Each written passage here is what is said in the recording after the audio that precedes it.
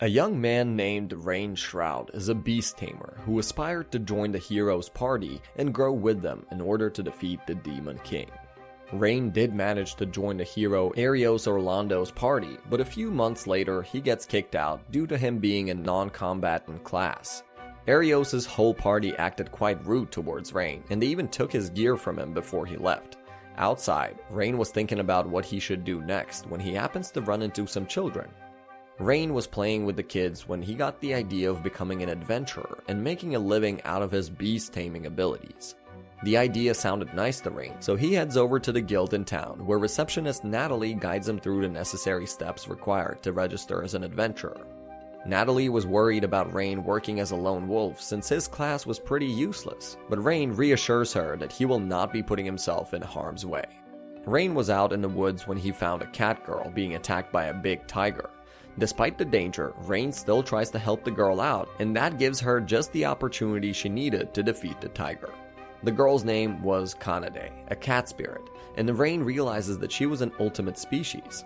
Ultimate species of beasts were extremely powerful, and due to that specific reason, they were close to extinction.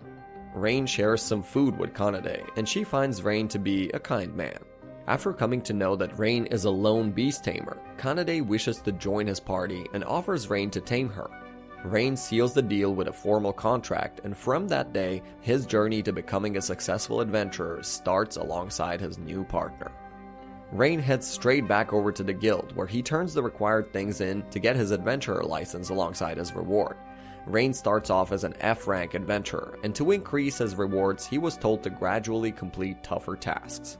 Rein was heading back over to Kanade so they can leave for their first official quest when a random rude guy approaches the pair.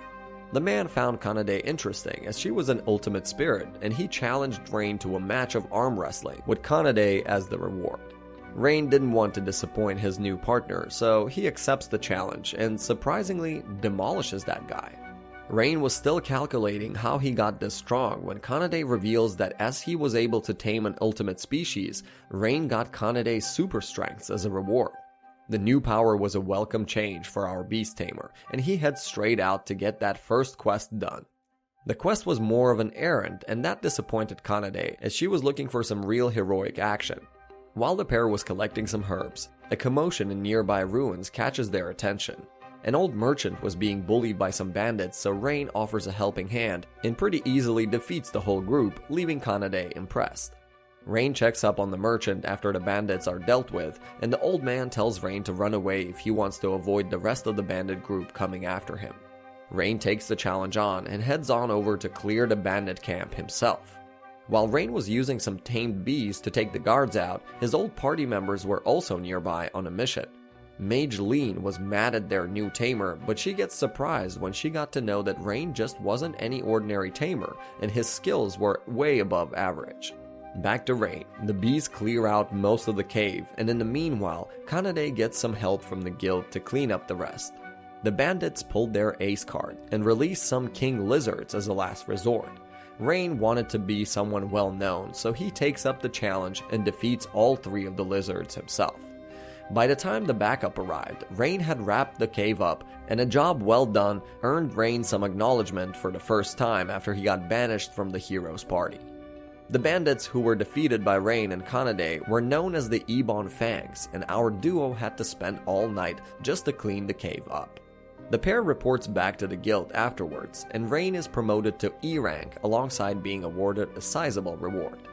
With some money to spend, Rein and Kanade eat nice food, and they also finally managed to book a room at an inn. A little problem occurred as the inn had only one room, and despite booking it, Rein didn't want to stay in the same room as Kanade. This got Kanade a little sad, and after she explained how she trusts Rein, Rein agrees to share the room with her. At midnight, Kanade is seen remembering how Rein was the only person who was nice to her, and not only for being an ultimate species, and that makes her grateful for being a part of Rein's party. On the next day, the pair arrive at the guild, and Natalie convinces them to go and take out the guard dog at Stride Bridge. Rein couldn't refuse as the reward was just too good, but as soon as he approaches the bridge, the guy starts realizing that this will be a really tough job. While the two were looking for a foe, a literal dragon pulls up on them and transforms into a girl, introducing herself as Tanya. Tanya was from the ultimate dragonoid species, and she was looking for strong foes to make herself stronger. Tanya was a bit too confident, and Rein understood why she was acting like that when she easily handled both him and Kanade at the same time. After the strategy to run her down wasn't working, Rein comes up with a plan and asks Kanade to buy him time. While Kanade distracts Tanya, Rein uses his Tamer abilities to call some poisonous birds for help, and they neutralize Tanya pretty quickly. Tanya accepts her defeat and is wondering whom Rein would sell her to when Rein's offer to come along catches her off guard. Rein took her to the city, but since Tanya liked to brag a lot, the pair had to take her back to the woods again so they could set some terms first. By this time, Tanya started to like the kind of person Rein is, and she also formed a contract with him, becoming his second familiar on this adventure. With Tanya officially becoming familiar, Rein's next quest was to hunt some slimes down. Since slimes were low-level monsters, people really didn't care about them, making it hard for our group to find a whole lot. After wasting a bit of time, Rein figured that he should make use of his abilities. Rein finds a random bird and transfers his soul to it to gain control of the bird's body. The guy leaves the girl shocked by the extent of his powers, and after he manages to locate the group of slimes, Tanya gets a little curious about his abilities. And this dude just obliterates dozens of slimes in an instant. Tanya explains how Rein must have gotten this power after forming a contract with her, and afterwards, the slime hunting quest turns into more of a magic practice session where Tanya keeps yelling at Rein until he gains control over his magic. The quest grants our group a whole lot of coins, so Rein takes the girls out in the city to get some stuff. In the evening, when the group is done eating their food, the girls get curious about Rein's childhood.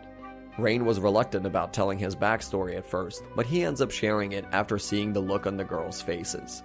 A flashback takes us back in time, and we see how Rein learned his beast tamer skills in his hometown. Rein was living a happy life until a misfortune struck one day, and his village got burned alongside his parents. Rein was the only survivor in the end, and he had to work at an inn from that day onward to earn for a living. Arios' party also recruited Rein from the same inn, and hearing how they kicked Rein out in the end makes the girls mad. The girls wanted to take revenge on Arios' party, and Rein didn't seem to mind their energy all that much, as he finally had people who cared about him. Our party continues their quest on the next day, and in the process of killing orcs, Tanya gets a bit too confident. She gets herself in danger, and in the end, Rein had to save her. Seeing Rein get injured due to her arrogance makes Tanya sad, and while she was alone with her thoughts at the town's bridge, Rein approaches Tanya and reassures her that she did nothing wrong and that he's not angry at her. Tanya really appreciates Rein's kind nature, and as the party was heading back after successfully completing another job, the situation gets a bit tense when they run into Arios again. The hero's party was surprised upon finding Rein with two ultimate species, but they still continued to act rude towards the guy.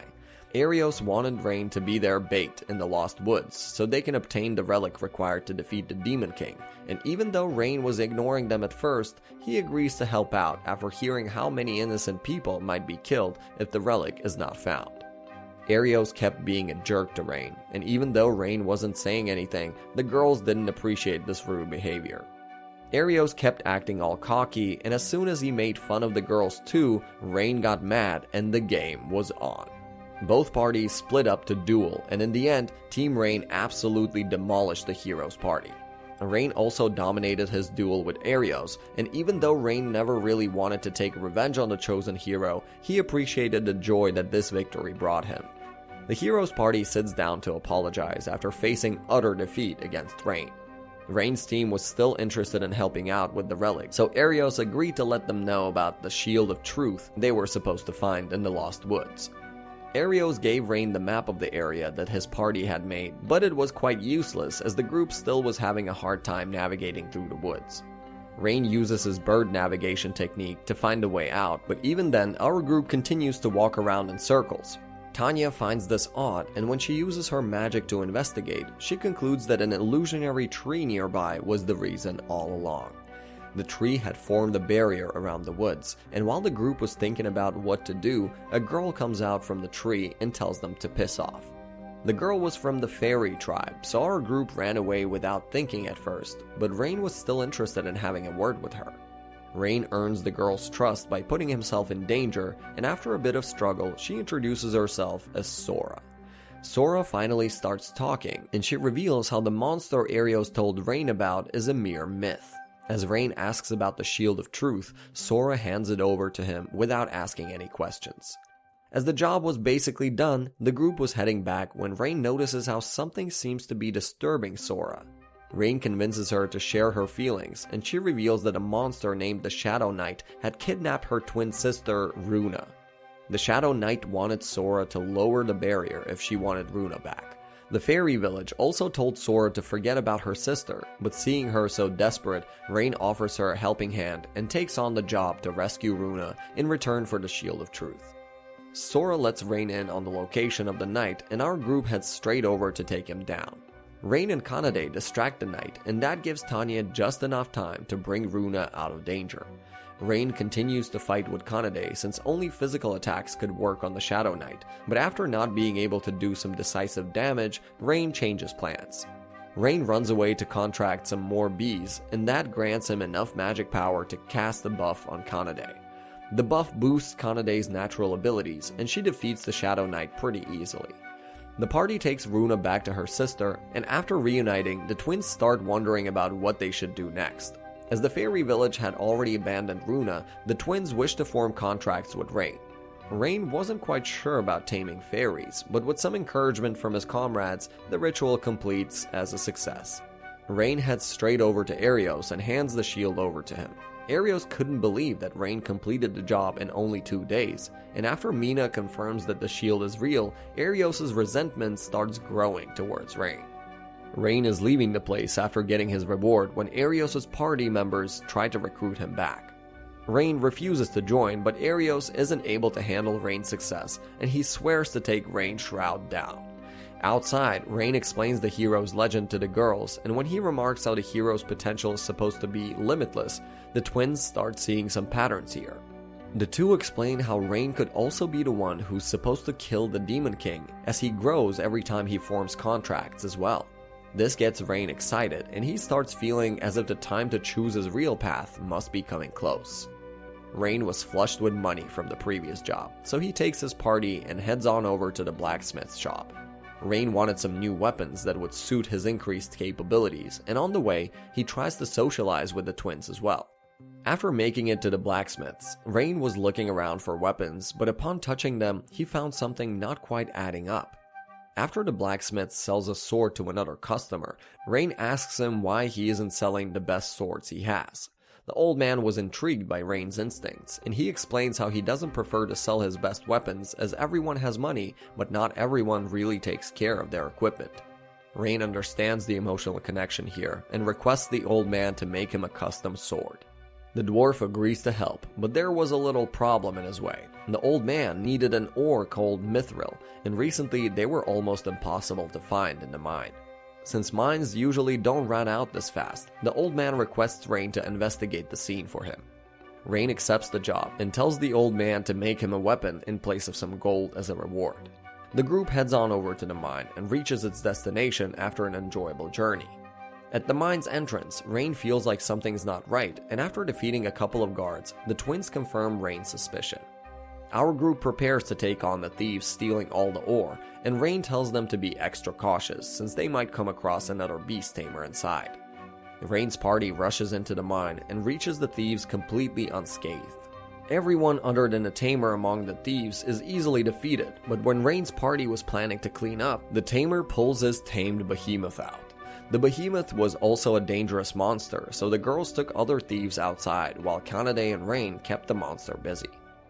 Rein's plan was to convince the tamer into removing his contract, but after he refuses to back down, Rein uses his own extraordinary abilities and steals control from the other tamer by force.